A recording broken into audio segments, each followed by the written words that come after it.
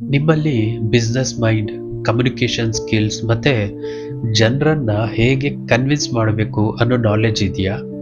ಹಾಗಾದ್ರೆ ನಿಮ್ಮ ಜಾತಕದಲ್ಲಿ ಈ ಯೋಗ ಇರ್ಬೋದು. ಇವತ್ತು ಭದ್ರಾ ಯೋಗದ ಬಗ್ಗೆ ತಿಳ್ಕೊಳ್ಳೋಣ. ಈ ಭದ್ರಾ ಯೋಗಕ್ಕೆ ಬುಧ ಅಧಿಪತಿ. ಪಂಚಮಹಾಪುರುಷ ಯೋಗಗಳಲ್ಲಿ ಭದ್ರಾ ಯೋಗ ಕೂಡ ಒಂದು. ಭದ್ರಾ ಯೋಗ ನಮ್ಮ ಜಾತಕದಲ್ಲಿ ಹೇಗೆ ಕ್ರಿಯೇಟ್ ಆಗುತ್ತೆ ಅಂತ ನೋಡೋಣ. ಬುಧ ತನ್ನ ಸ್ವಂತ ರಾಶಿಯಾದ ಮಿಥುನ ಅಥವಾ ಕನ್ಯಾ ರಾಶಿಯಲ್ಲಿರಬೇಕು.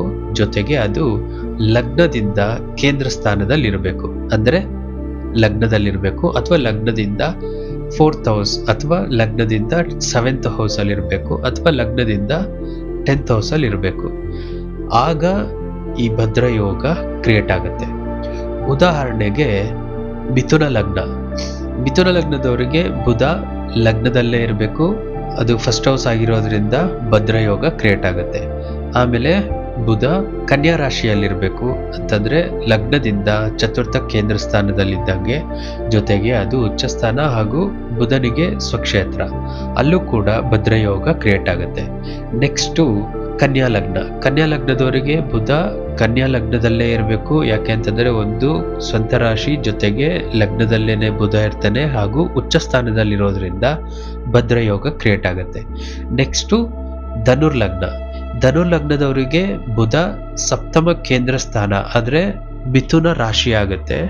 ಅಲ್ಲಿ ಬುಧ ಇರೋದ್ರಿಂದ ಕೂಡ ಭದ್ರ ಯೋಗ ಕ್ರಿಯೇಟ್ ಆಗುತ್ತೆ. ಜೊತೆಗೆ ಬುಧ ತನ್ನ ಸ್ವಕ್ಷೇತ್ರ ಆಗಿರೋ ಇನ್ನೊಂದು ರಾಶಿ ಅಂತಂದ್ರೆ ಕನ್ಯಾ ರಾಶಿ, ಅಲ್ಲಿ ಬುಧ ಇದ್ದು ಲಗ್ನದಿಂದ ದಶಮ ಕೇಂದ್ರ ಸ್ಥಾನ ಆಗುತ್ತೆ. ಜೊತೆಗೆ ಉಚ್ಚ ಸ್ಥಾನ ಆಗಿರೋದ್ರಿಂದ ಇಲ್ಲೂ ಕೂಡ ಭದ್ರ ಯೋಗ ಕ್ರಿಯೇಟ್ ಆಗುತ್ತೆ. ನೆಕ್ಸ್ಟ್ ಮೀನ ಲಗ್ನದವರಿಗೆ ಬುಧ ತನ್ನ ಸ್ವಂತ ರಾಶಿಯಾಗಿರೋ ಮಿಥುನ ರಾಶಿಯಲ್ಲಿರಬೇಕು. ಅದು ಲಗ್ನದಿಂದ ಕೇಂದ್ರ ಸ್ಥಾನ ಆಗಿರೋದ್ರಿಂದ ಭದ್ರ ಯೋಗ ಕ್ರಿಯೇಟ್ ಆಗುತ್ತೆ.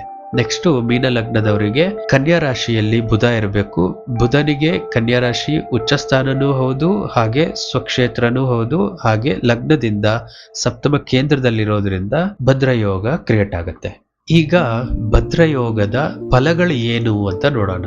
ಯಾರ ಜಾತಕದಲ್ಲಿ ಭದ್ರ ಯೋಗ ಇರುತ್ತೋ ಅವರು ಸಾಮಾನ್ಯವಾಗಿ ತುಂಬಾ ಇಂಟೆಲಿಜೆಂಟ್ ಆಗಿರ್ತಾರೆ, ಮತ್ತೆ ತುಂಬಾ ಸ್ಮಾರ್ಟ್ ಆಗಿ ಕೆಲಸ ಮಾಡ್ತಾರೆ. ಅವರು ಲಾಜಿಕ್ ಆಗಿ ಯೋಚನೆ ಮಾಡ್ತಾರೆ, ಒಳ್ಳೆ ಮಾತುಗಾರಿಕೆ ಇರುತ್ತೆ. ಬರೀ ಕಮ್ಯುನಿಕೇಶನ್ ಸ್ಕಿಲ್ಸ್ ಇಂದಾನೆ ಎಲ್ರನ್ನೂ ಅಟ್ರಾಕ್ಟ್ ಮಾಡ್ತಾರೆ. ಎಕ್ಸಾಂಪಲ್ RJ ಇರ್ಬೋದು ಅಥವಾ ಆಂಕರ್ ಗಳಿರ್ಬೋದು.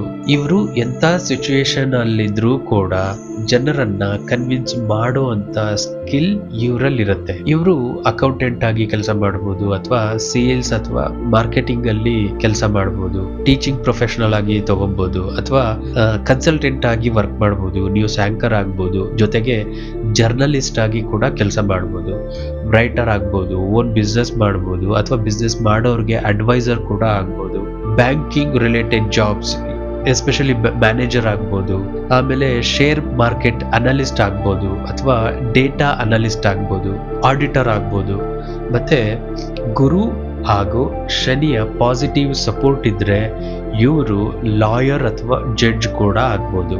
ಶುಕ್ರನ ಪಾಸಿಟಿವ್ ಸಪೋರ್ಟ್ ಇದ್ರೆ ಸಿಂಗರ್ ಆಗ್ಬೋದು, ಅಥವಾ ಸೋಲೋ ಪರ್ಫಾರ್ಮರ್ ಅಂತಂದ್ರೆ ಮೋನೋ ಆಕ್ಟರ್ ಆಗ್ಬೋದು, ರಂಗಭೂಮಿ ಕಲಾವಿದರಾಗ್ಬೋದು.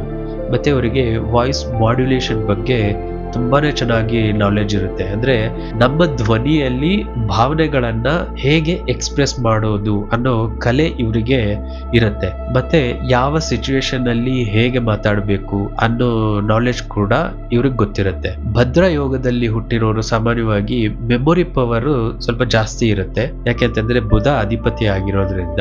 ಜೊತೆಗೆ ಅನಲೈಸಿಂಗ್ ಕೆಪಾಸಿಟಿ ಕೂಡ ತುಂಬಾ ಚೆನ್ನಾಗಿರುತ್ತೆ.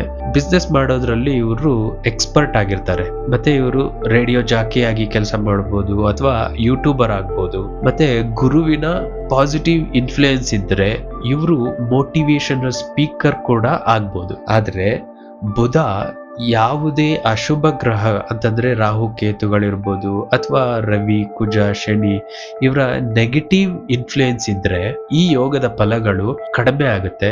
ಎಕ್ಸಾಂಪಲ್ ಇವಾಗ ಮಕ್ಕಳಲ್ಲಿ ಮಾತು ಬರೋದು ತಡವಾಗಿ ಬರ್ಬೋದು, ಅಥವಾ ಮಾತಾಡುವಾಗ ತೊದಲ್ಬೋದು. ಮತ್ತೆ ಕೆಲವು ಸಿಚುಯೇಷನ್ ಅಲ್ಲಿ ಇವರಿಗೆ ಡಿಸಿಷನ್ ತಗೊಳ್ಳೋವಾಗ ತುಂಬಾ ಕಷ್ಟ ಆಗುತ್ತೆ.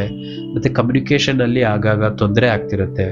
ಬಿಸ್ನೆಸ್ ಅಲ್ಲಿ ಆಗಾಗ ಲಾಸ್ ಆಗ್ತಿರ್ಬೋದು. ಯಾವ್ದ್ರಲ್ಲಿ ಇನ್ವೆಸ್ಟ್ ಮಾಡಿದ್ರು ಎಕ್ಸ್ಪೆಕ್ಟ್ ಮಾಡಿರೋದಕ್ಕಿಂತ ಕಮ್ಮಿ ರಿಟರ್ನ್ಸ್ ಬರ್ಬೋದು. ಈ ವಿಡಿಯೋ ನಿಮಗಿಷ್ಟ ಆಗಿದ್ರೆ ಸಬ್ಸ್ಕ್ರೈಬ್ ಮಾಡಿ ಮತ್ತೆ ನಿಮ್ಮ ಫ್ರೆಂಡ್ಸ್ಗೂ ಶೇರ್ ಮಾಡಿ. ನಿಮ್ಮ ಜಾತಕದಲ್ಲಿ ಲಗ್ನದಿಂದ ಬುಧ ಯಾವ ಸ್ಥಾನದಲ್ಲಿದ್ದಾನೆ ಅಂತ ಕಮೆಂಟ್ ಮಾಡಿ. ಜೊತೆಗೆ ನಿಮ್ಮ date of birth, time of birth ಮತ್ತೆ ಪ್ಲೇಸ್ ಆಫ್ ಬರ್ತ್ ನ ಕಮೆಂಟ್ ಮಾಡಿ. Thank you.